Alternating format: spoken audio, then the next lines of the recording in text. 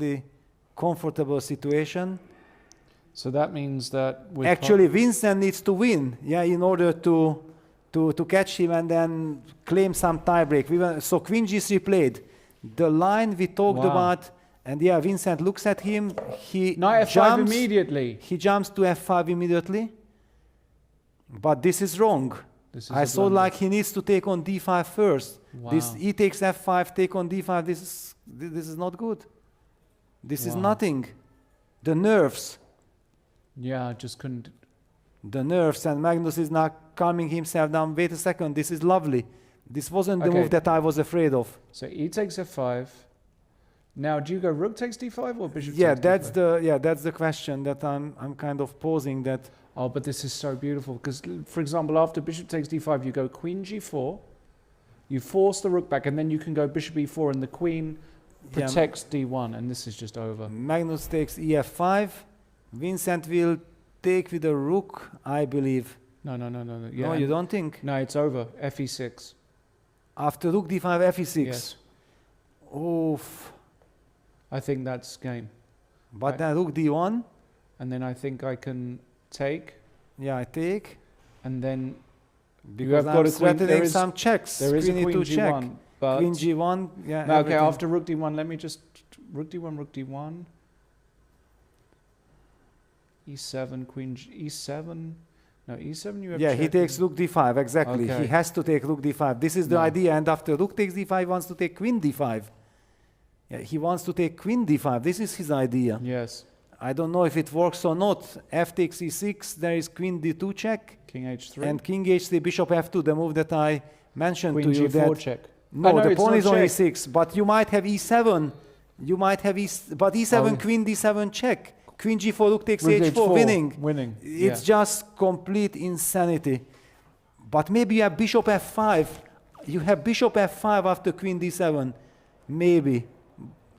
And Queen takes F5, King G2, and then E8 Queen. What a unbelievable. This is what maybe Vincent missed. So Rook takes D5, Queen takes D5, F takes E6, Queen D2 check, King H3, Bishop F2, hitting the Queen and the Bishop on H7, H4. Then E7, threatening to Queen, Queen D7 check, giving the brilliant check. Queen G4 loses to Rook H4, but there is Bishop F5, Queen. Stunner, Queen takes F5, and then King G2 back. And we might be seeing this. That would, no, Vincent captures back with the Bishop, but this is just hopeless. There is even nothing to talk about. Yeah, Vincent looks up. Rook D1. Then there is just nothing to talk about. This is game over. Rook D1. What's going on here? This is equal to capitulation. Wow. Yeah, okay, you just can't play this position with 30 seconds on the clock. It's just impossible. With all the nerves, everything on the line. Yeah, Magnus will take, let me just quickly, because now Magnus is in driver's seat. So the line was some insane line that we calculated. Check, King H3, Bishop F2. Complete madness because the Queen is threatened, the Bishop is hanging. I'm assuming the line that I was calculating, E7, Queen D7, Bishop F5, stunner, Queen takes F5, King G2, and after Bishop takes G3, E8 Queen, and the Rook is falling and you are winning the game. Beautiful. Yeah, this was the line that hit me. And but okay, at least there is some challenge. Yeah, okay, I understand Magnus will clearly calculate this if I'm calculating this in a couple of seconds, but after Bishop D5 there is no hope. Yeah, there is just no hope. White is pawn up, has the better position, he has stabilized, nothing to look forward to. Maybe Queen G4 is the move here. Yes, okay, my heart cannot even take it anymore because okay, Queen D5 and then this Queen D, at least I understand you go down, but there is some hope or some brilliancy, everything, but like this it's hopeless. There's a million It ways. is hopeless, yeah, and then Vincent goes home completely empty-handed with this incredible performance. Yeah, this is heartbreaking. That's heartbreaking. Yes, it's heartbreaking. That's heartbreaking. Actually, here Rook D1 is very simple, right? Rook D1, Queen H8. Rook D1, Rook H4. I mean, Rook D1, Rook H4. This. Okay. This I'm still. Wow. Yeah, Magnus Queen just G4 stabilized. first. Queen This G4, exactly. This is the move. Yeah, the move that you mentioned as your first candidate. just stabilizes, hits that rook, touches the king on c8, and it's all over. It's all over. Now rook h8, rook d1, rook takes h4 again. I'm running into. But after rook h8, you can just go f6 check and take on g7 and distract the rook. There was even this question that maybe it's a mistake for Vincent to win the first game today. Yeah, it's kind of, there was this talk that then he avoids to play Magnus, and then if he wins, he can actually collect more points than if he wins and then faces Magnus with black and loses. But okay, this is insane. You don't want to think about these things. You always want to do your best. Yeah. Bishop f7. But this might lose. No, okay, this loses because of every... there is absolutely no threat against White's king. Yeah, Magnus can, in worst case scenario, sacrifice the queen whenever he feels like. Yeah, Vincent is relying on this queen d2 check. Maybe g6 just wins. Queen d2, king h3. Because then if you go bishop f2, I take on f7 and I make... Yes. Maybe g6 is just immediately the end of the road here. g6, queen d2, king h3. So can I take on h4 after g6? I take on h4. Okay, rook takes. Yeah, queen d2 check. King h3. Yeah. Still no checks for you. Yeah, still no checks. And also f6 f6 check is is winning. No, it's over. It's g6 over, yeah. is really finito bandito. And Magnus pushes. And he played it. Yes, he pushes it. Wow. That's Heartbreak. It's too much. Chess is... It's one of the most brutal things. Yeah? And then when people say it's who know absolutely nothing about chess, that it's not sport, okay, there's so much going on. It's just insane, yeah, what you are going through. All these games. And often in fraction of a second, you have to calculate all these incredible things that are life-changing. King h3 on the board. Yeah. Well, what to do? Magnus one more time confirms why he is the absolute number one. Yeah, rook takes h4, queen takes h4. Also good. Yeah, the bishop comes to e4 and stabilizes as well. I mean, perfect harmony for the bishop e8 will be... oh no, he'll go... sorry, bishop d5. Yeah, bishop d5, bishop e4. You can also pick... yeah, but okay, basically bishop e4 is the clinical, no? Just to give absolutely no chances. And yeah, Vincent is also looking, he knows that that's it, this is over. This is just over. And one more time, Magnus also knows it's over, but he's not rushing. This is exactly how you have to react in such situations. Who knows, maybe somewhere something is happening, you have to calculate first before going. But intuitively, bishop e4 just wins the game. Just beautiful, isn't it? It's on the board. Total domination. And White's king hides on the light squares.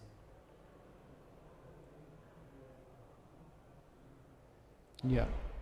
Yeah, what a fight Vincent was providing here against Magnus, but yeah, clock simply ticked out. And Magnus controlled the clock better. That proved to be the key.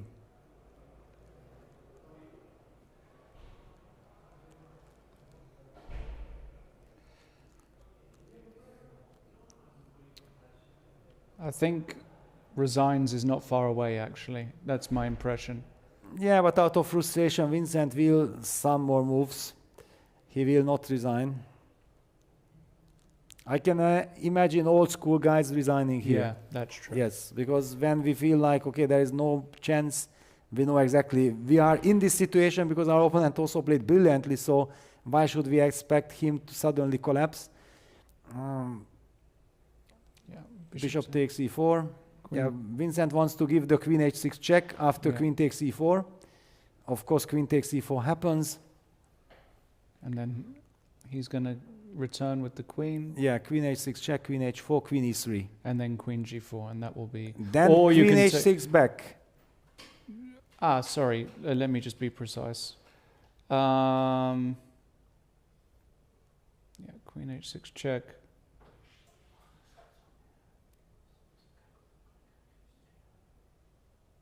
Well, he will block with the queen.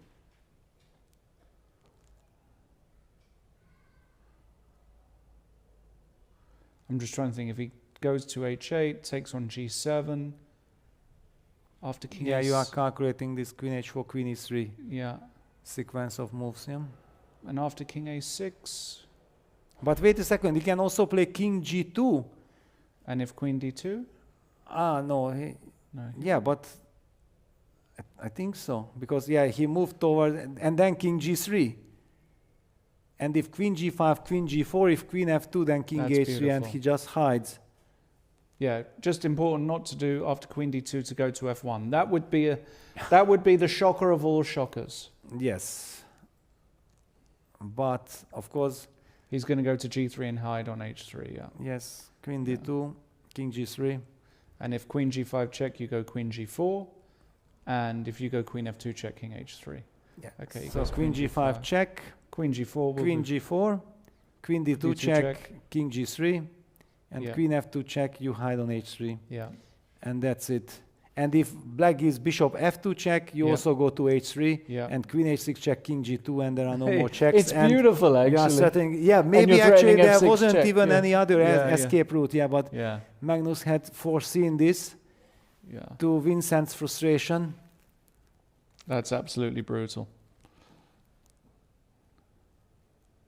That is absolutely brutal. What a game it was. Wow, I mean... incredible. What a heroic effort Vincent was also putting into this game. Queen d2 check, king to g3. Yeah. That was the key the move, whole king point to g3, of the maneuver.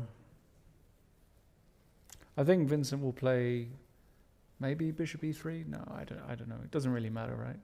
Doesn't matter. Because actually bishop f4 check does nothing, king h3. Yeah, it's just... everything is protected, and already f6 check is also coming. Even if it's not check, even if you move the king, you go f6 to then push g7. Now, my hope is that we are able to get Magnus back in here. I'm not going to promise that because I don't know, but we're going to work on that to try and make that happen.